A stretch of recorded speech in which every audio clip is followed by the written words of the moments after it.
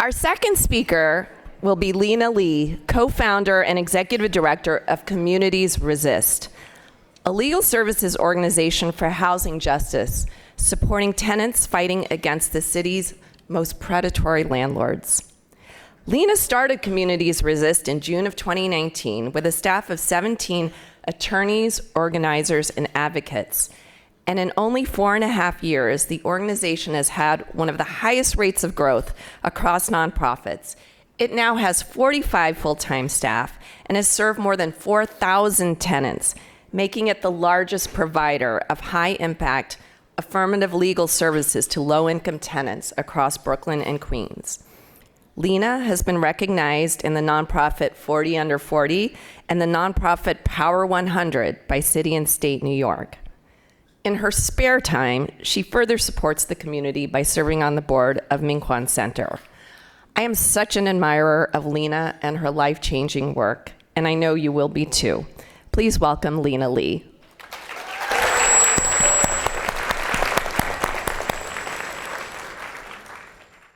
As a Korean, we all know what this means, and only Koreans can make a gesture like this universal. But Koreans have a history of using hand gestures to communicate. We use it to show respect. We use it to show that we are excited. We also use it to show that we care. And to me, holding hands is a very sentimental part of Korean culture because there is very little things that we communicate. We have trouble saying, I love you, even to family, even to parents, even to our own closest friends. But one thing that we do, and one thing that our elders have always taught us, is you hold someone's hand. And I remember the touch of my grandfather's hand. I grew up in Queens, New York, and like many immigrant family children, my parents were working 7 days a week, and so I was raised by my grandfather. And I remember his grasp so well because he held it so tightly everywhere we went. He didn't speak a word of English, but he held my hand and guided me through school, through activities, taught me everything that I needed to know. And so that touch, that hand, I will never forget. And many times he would touch my hand and he would stroke it and he said, 너는 입 닫고 살아야 돼, meaning you need to live with your mouth because you talk a lot. And he said, one day, he's like, you're going to be a lawyer. And I looked at him and I said, okay. And I went to law school. I went to law school because I was told to go to law school. And I finished law school because I was told to finish law school. And after that, that was the end of the guidebook. That was all that I was told, and I had no idea what to do after. And so I went back to the community that I grew up in Flushing, Queens, and I started working at the MinKwon Center as the only housing attorney, serving literally the entire Korean immigrant community in Flushing. And I saw a lot of cases. And I remember a particular one because this grandmother that I served, she was very close with me. She used to come in and she was so soft-spoken and she was always thankful. And one day she came in with eviction papers and she said, what is this? And I said, these are eviction papers. Why are you getting eviction papers? And she said, I don't know. She said, my husband passed away a couple of months ago. I've been paying the same rent every single month on the same exact first day of every single month, but why are they giving me eviction papers? And I looked at it and I explained to her, you are receiving a benefit called SCREE, the Senior Citizen Rent Increase Exemption, which basically at the age of 62, you can apply for this program if you live in a rent-stabilized home, which is a protected home.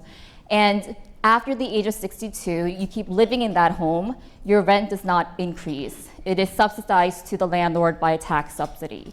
She had no idea because her husband was the one taking care of all the finances, all the paperwork. She didn't know a single word and how to read a letter in English.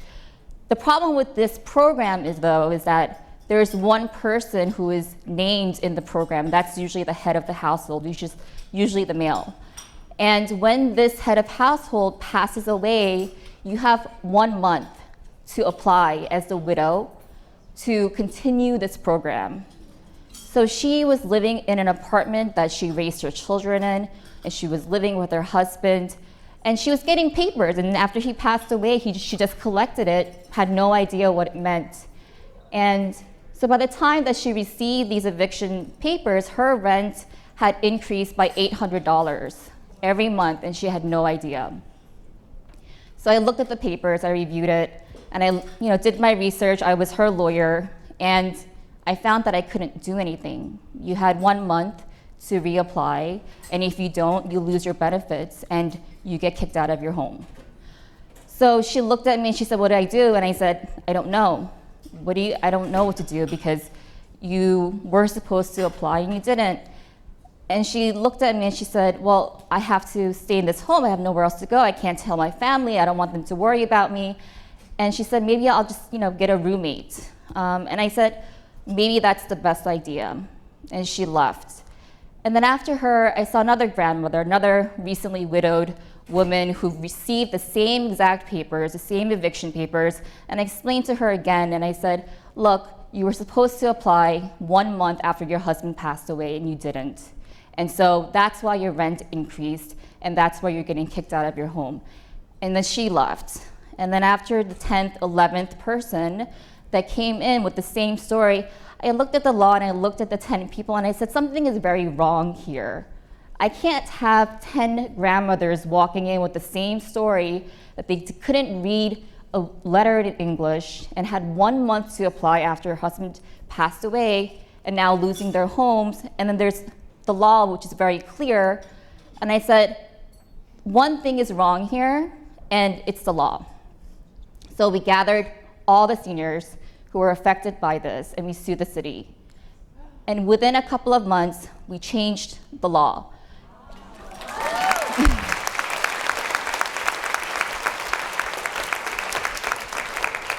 So since we changed the law, every senior that was kicked out of this program for failing to reapply within a month was retroactively put back into the program. Their rent arrears were forgiven. The 1 month notice was extended to 6 months with appeal, and every notice that was sent to a tenant that had this screen benefit was now required to be provided in every single language commonly spoken in New York City.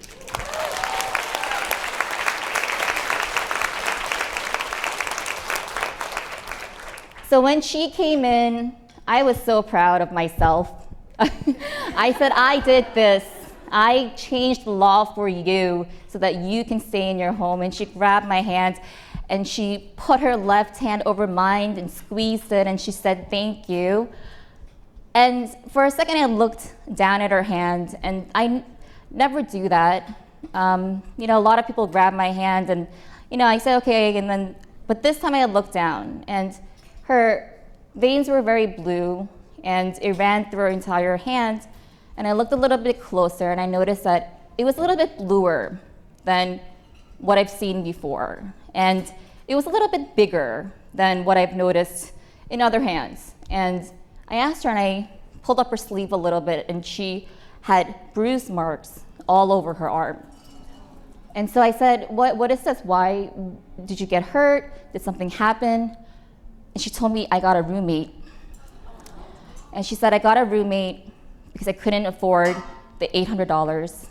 I didn't want to get kicked out." And it was a senior male roommate who had an alcoholic problem, would drink during the day, and would try to sexually assault her. So months that I spent thinking I was winning a case, she was going home, getting assaulted, getting abused, and coming to see me with bruises that I've never seen. So in June of 2019, I started Communities Resist. And we're legal services that reaches tenants, that reaches people that do not have access to legal services. We want to reach those who have language issues, and we want to provide our services to make sure that we are reaching those, especially seniors, that do not otherwise have that option. And in my work, you see a lot of people, and I've seen a lot of hands. And now I take the time to touch people's hands intentionally and look at them. And I've touched a lot of hands that were hardened and calloused from day laborers, a lot of nail workers, soft, strong but withering, and a lot of cooks burnt, cut, and still going to work every single day. And the seniors, I always hold their hand because they always hold on a little bit tighter because they haven't held their children's hand in a long time. So with that, I want us to look at our hands today. And my hands are not cut. My hands have not done hard labor, but it has so much power. All of us, all our hands have so much power. With one click or with one memo, with one idea, you can just change the world in a second with just one stroke of a hand. And so today I leave with you, what impression will you leave with your hands? Thank you.